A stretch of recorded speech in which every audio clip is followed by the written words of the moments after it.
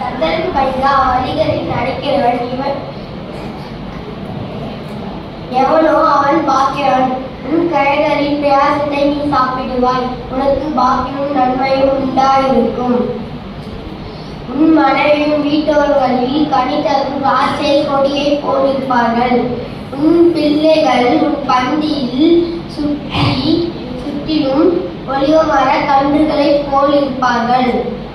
இதோ கர்த்தருக்கு பயப்படுகிற மனிதன் இவ்விதமாக ஆசீர்வதிக்கப்படுவான்.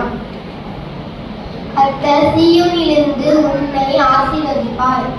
நீ ஜீவனுள்ள நாளெல்லாம் எருசலேமின் வாழ்வை காண்பாய்.